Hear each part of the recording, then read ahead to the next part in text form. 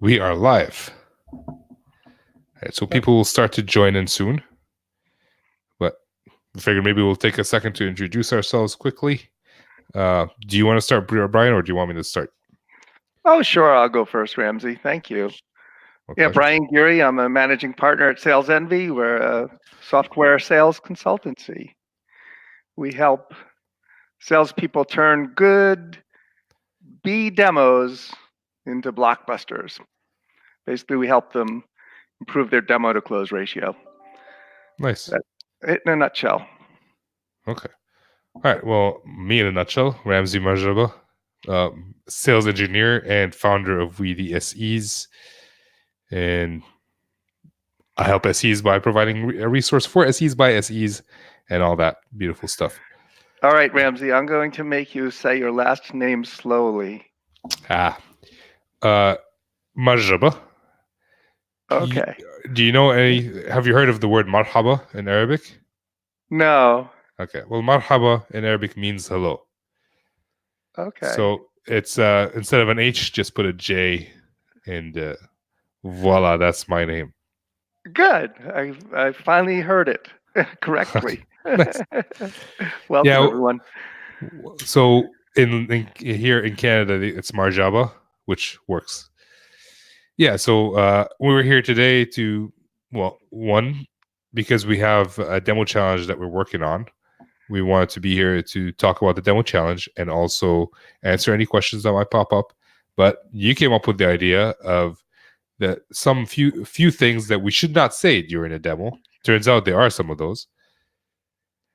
And we're going to talk about those. We're going to discuss why we shouldn't say it and what we could say instead. Mm-hmm. But basically, we're halfway through the demo challenge. So everything should be submitted by the 20th of January by 12 p.m. Eastern. And it'll be you, Peter Cohen, and myself who will judge. And we're dividing them into two tiers. One for aspiring SEs, as in SEs who are not, or people who want to become SEs are not currently SEs, and established SEs, so those who already have a role. And the winners will win a whole bunch of goodies. If you're interested in learning that, watch the first YouTube video that I did with Peter Cohen. Anything you'd like to add, Brian? Take advantage of this. It's going to be getting Ramsey's input. He's a hands-on sales engineer, been around the block, so a practitioner. And then Peter Cohen, who's a colleague and friend, he wrote the book Great Demo. And he really hones in on the demonstration itself. So you get his perspective. And then you'll get mine. I wrote the book, How to Demonstrate Software So People Buy It. But I also look a little bit more at the pre and post demo activities. So 3 perspectives on your demo as a result of just submitting your demo to the demo challenge. And it'll be fun too. We'll have some laughs. So, yeah. And for those who submit the demos, I might take my time doing it, but I'm going to go through every single one and actually critique them and post them on YouTube so you get to watch your own demo. And I'll be very nice about it. So don't worry. So yeah, you came up with the idea of like a few things that we shouldn't say during a demo, some of which surprised me, honestly, when we were discussing it briefly. So let's get it started. Let's kick it off. Do you want to take on the first one? Yeah, sure. And I want to preface this by saying I have said these things during demos. Like, so this isn't me just looking at the world of people doing demos. This is Brian Geery with gray hair and years of experience. So, and I will say this, when I do review demos today for clients, I do still hear many of these things. And I'm like, oh, I remember when I said that. So this is in random order. Ramsey and I were talking. I had a few in mind, and then I've added some since, Ramsey. But the first one is, I'm going to skip these slides. Why? Tell me why that's a bad thing. Because, well, first, you need to sweat the details to deliver blockbuster demos, right? So everything you say and show, you need to think about. And if I say, I'm going to skip these slides, why? like either show the slides I intend to show or don't show slides, but why tell an audience that you're going to skip something? Like it's almost a little cruel to the audience. Well, for me, if I was watching it, it'll show that this is a stack that he's used in so many other demos that these slides are not useful for me, and he's just skipping over them instead of deleting them or hiding them if he's actually showing in a presentation mode, which people should be. So, okay, I mean, I hear you, and it's not a tragic thing to say, but you know, show what you're there to show, or don't show them. yep. All right. What about you? You have some, don't you? Yeah, I do. This is a pet peeve of mine. I hate listening to people say or hear the words "as I said," especially so. This has happened to me on so many occasions where I'm on a call, a customer asks a question, the specialist SE there, or whoever is there, answers a question. Maybe they didn't answer the right question, or maybe they misunderstood the question, or the customer didn't understand, and they just repeat the question again. And the response would be, well, as I said. Well, again, it's not his responsibility to understand. It's your responsibility to make them understand. So don't get pissy with them if they don't understand you. That means you either answered the wrong question, you misunderstood the question, or you weren't clear enough. Precisely. And what I wrote on my list is, like I said. Same thing. Right. Like I said, or as I said. And I would add to that another word that I think we should just eliminate from our vocabulary in general is obviously. Yes.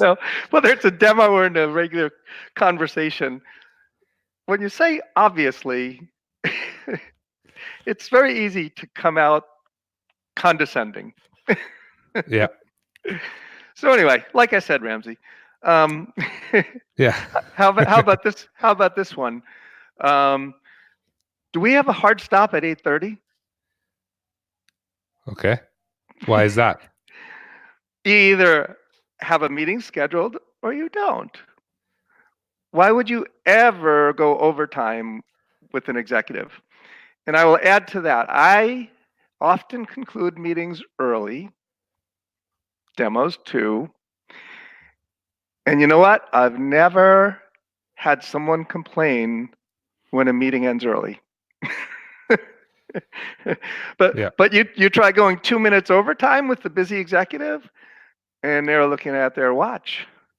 So do you schedule usually like a little bit more than you need? Or do you schedule on time and still fit? Like, how does that work? No, I schedule meetings for an hour and I end at 45 or 50 minutes. Okay. And I don't have to rush to finish.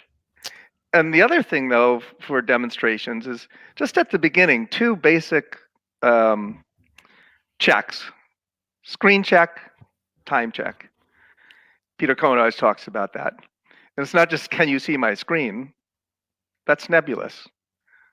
I don't know, can I?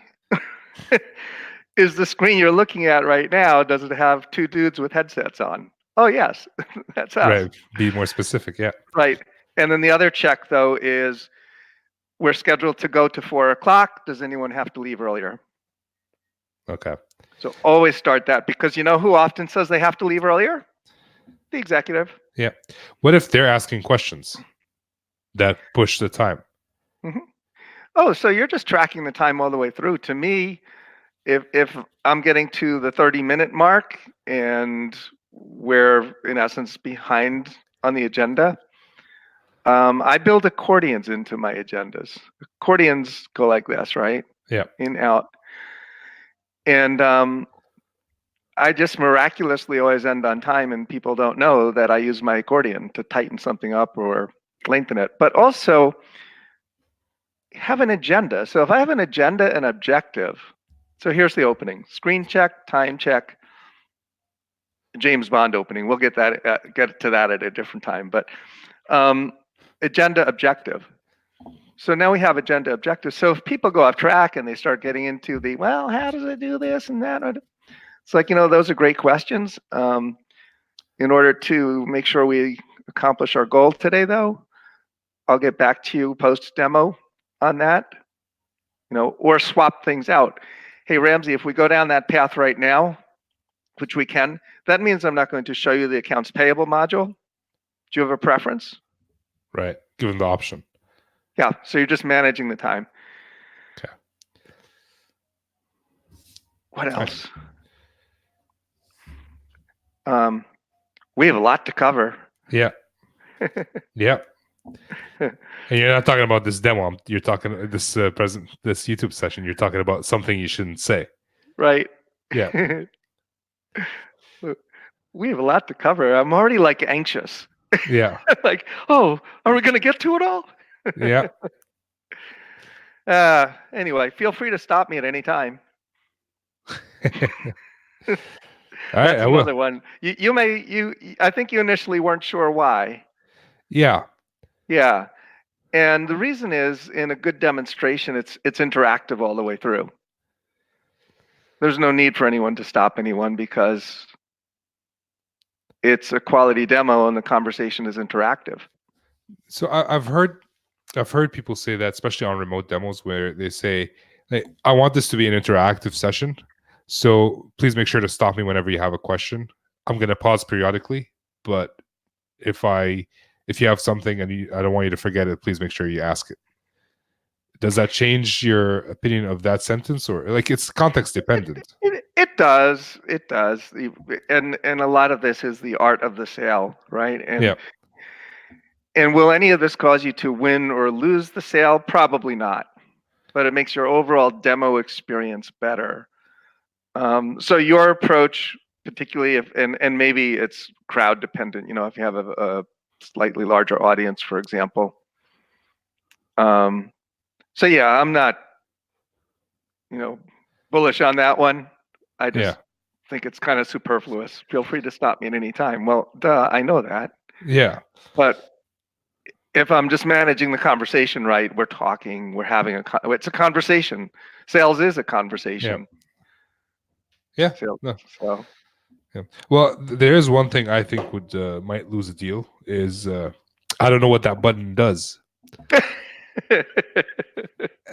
So, and this happens in complicated software or complicated solutions where you're trying to show one thing, but on the same page there are a bunch of other buttons that you don't even want to go through.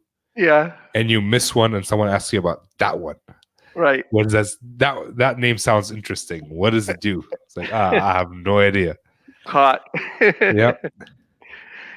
Now, by the way, I think if you're fast on your feet, you could probably turn that into a humor moment of some kind. If you're self-deprecating. Yep. Or that's one thing I didn't learn in training. Or I don't know. I guess I should have prepared for that one. Yeah. Yeah, I've used that exact line. So yeah. It's I didn't prepare for that one, which is another thing you shouldn't say. Right, you shouldn't say. But if done right, anytime if you can get prospects to chuckle or laugh, it's a better experience. Especially at your expense. That's right. Absolutely. How about this one? We can schedule another demo for that. Yeah. I mean, your goal is to put a friggin' deal together, right? Not to schedule a series of demos. The goal is to sell the software in the fewest number of demos and the shortest demo. And I have seen $100,000 plus software sold in 10 minutes because the right people are in the room. We're showing them how to solve the problems is solved. And literally, I've had executives go, guys, this looks really good. I'm going to run right now, but check it out. I think we should go with it. So going back to the thing where we're asking, they're asking questions, and it leads to a lot of questions about a specific topic. Mm-hmm. And they didn't do the accordion thing where they moved some stuff out because everything is important to this specific customer. Is there a way around scheduling another demo, or was the discovery done badly? What would lead there, and how can we solve it? I think you nailed it. Demos are won or lost in discovery. So if we execute the right discovery conversation pre-demo, and I mean like at least a day before, that's another tangent I will not go on, but scheduling a discovery and a demo in the same block of time, try to avoid it is my recommendation. But I digressed. Yeah, if for some reason you're finding yourself saying we can schedule another demo for that, that really does point to something you didn't learn something in discovery. No, it's the real world, and that happens. And okay, well, that's just how it goes sometimes. But ideally, you would be prepared enough that that just wouldn't happen. We have an objective, we have an agenda, we have the right time frame, the right people. Let's get her done. Yeah. All right. I'm going to share one. Yeah. The competitor doesn't do this. For multiple reasons. One, you're bringing in the competitor. Maybe they didn't know about them. Yep. So now you're bringing in competition against yourself. And two, we don't know if they don't do this. They didn't do this in the past at some point when we did our competitive analysis. But especially with a SaaS world, it can change within seconds. So true. So true. And yeah, they might not have had it last week. But go a little further with that too, because what are your thoughts on the best way to address the competition? Now, keep in mind, prospects are attending the demonstration because they want to know several things. Well, typically only 4. How does your software solve my business challenge? Why is it a better option than remaining status quo or select using one of your competitors? Is it worth it? Like, can I afford it? And how can we implement it? If you think about it, that's really what the prospect is there to find out. The 2 most important is, how does your software solve my business challenge? And why is it better than other options that I'm considering? So in that context, Ramsey, how do we best tell people the answer to that question? Hey, our software is better than the competition for these reasons, without bad-mouthing the competition or making a misstatement? Yep. So I personally generally try to figure out what they want to solve. And then if there are things that we do that the competition doesn't do, I try to highlight those more during the demo or during the discovery. I don't say anything about the competition, but I try to prove to them that they cannot live without these things that we have. So that if they go back and ask the competition about it and they truly don't have it, then the competition doesn't have it. Yeah. That's how I go about it, or how I usually go about it. And that's very professional. What about this? Is to say, I'll just pick a title in an industry. Many of the controllers that I work with who bought our software and also looked at our competitors said they chose our software because of its some type of fintech function. So it's just in the context of our customers. Our customers who also looked at several competitors like you're doing told us the reason they selected our software is. Yeah. Is that good? You okay with that? Yeah, I'm very okay with that. Yeah. Yeah. Like, we're not bad-mouthing the customer, No. the competition, or we're just saying that this is what they said to us.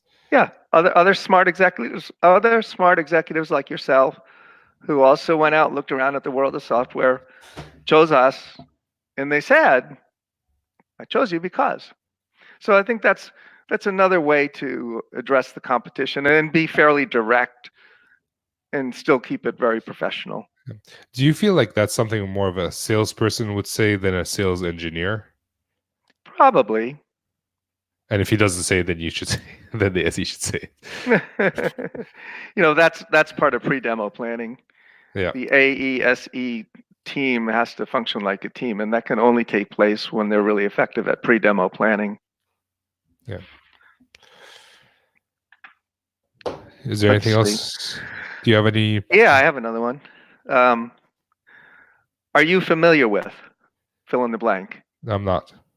Ramsey, are you familiar with molecular modeling software? Of course I am. I just studied it. But that's another one to me. It feels like you're putting a prospect a little on the spot. Or another version of that is, how well do you know? It's like, well, what does familiar mean and what is well? Like, Yeah. so, and plus I don't know anything about it, but I feel like I should. I'm the prospect. I don't want to say, yes, I'm familiar with it. I don't necessarily want to say no. So anyway, I think just that's another one. Just take out of your vocabulary. So I've used that in one-on-one situations with people that I know, like I have a good relationship with. Yeah. In order to like consult with them and show them like, hey, this is how it's done in the industry. But generally speaking, I don't even have that problem for the most case because all my customers are more technical than I am. So if there's something I'm familiar with, they probably wrote the standard for it in networking. So right. So I don't have that problem. But like I would agree with it's not a deal breaker or anything like that. It's just like something that it puts the customer in an awkward position. Yeah. Yeah, and in fact, that's why I think this is just kind of a fun and light topic. Yeah. It's just demo discipline, and yeah, I don't think any of this wins or loses the deals, but everything counts. Yeah. Well, if a combination of these could, if everything you're saying rubs the customer the wrong way, you could. Oh yeah. Well, obviously. Yeah.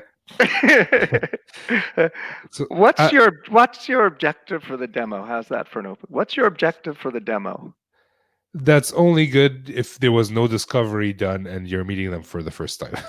So it's not good. And therein you already made, a key mistake. Yeah. Well, sometimes you have to appease the account managers. Like I think John Kerr wrote about it in the dash to the demo. Yeah. So like sometimes you just have to do it. Oh, if you don't do the demo today, we're going to lose the deal. We're going to lose the deal anyways. I hate to break it to you. But, all right, I'll do the demo. At least it won't be my fault. All right, you have another one? I do. It's easy. I've wished like the reason I say that is when I first joined my former company, there was another guy there who's been there for 10 years, and everything for him was easy, and everything for me was a struggle. And then we go do a demo, and he's doing a demo in front of the customer. It's like, yeah, it's easy. I'm like, no, it's not. I've been doing this for a month, and I still don't get it. What are you talking about? It's easy. And then you're making the customer feel stupid because they can't figure it. They don't understand what you're doing. Precisely, exactly. That's what came to my mind is it's easy, and like, by the way, that's something we all need to remember. We fall into this trap. Yep. We may do a demo a day, or in some cases multiple demos a day, or other cases a demo a week, but either way, we're intimately familiar with our software. Yeah.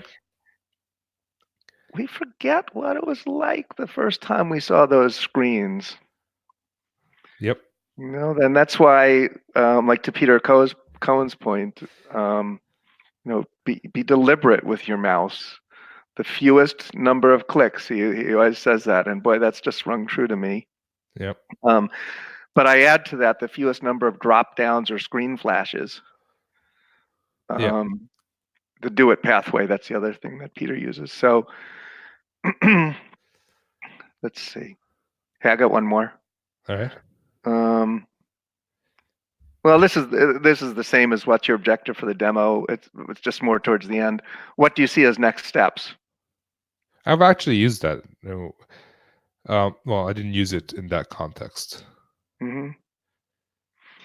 Now, that's an account manager question. Yes, and that's why in the demo agenda objective in the beginning, that's part of the objective. So upon conclusion, we have a few options. We'll do this, we'll do that. There's some discussion prior to the demo about next steps.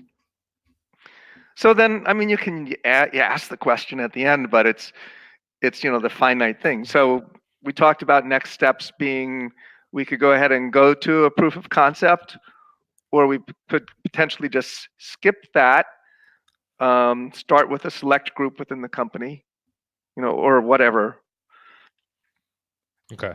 So I guess have more options than just what's the next steps. Yeah, or at least have knowledge pre-demo about the potential next steps. Like it could be too open-ended that they might not make a choice. Mm-hmm. It's like, or we'll get back to you. Yeah, and unfortunately, the majority of demos seem to end in, okay, well, let's talk next week, or we'll get back to you, or and one last one. I'm not sure if you need this. Sure, yeah. Oh, I'm not sure if did I say that? No, I didn't say that. But yeah, that's good. So I guess you should have been sure before you came in. That's right. Or just don't say anything. Just do it. There we go. Yeah. Hey, so let's surprise the audience, and we'll end a few minutes early. Yeah. This is great, though. As light topic tonight, and you hit on some key things for sure. And I'm sure the audience has an even longer list. Often in that context of, as the words are leaving my mouth, I'm like, reel them back in. Don't let them go out. Actually, for those watching the YouTube video, if you think of any, just put them in the comments below.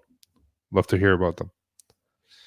All right. So we're done. Thanks, Brian, for coming on. Done. We'll talk to you soon, I'm sure. Everybody go close some deals.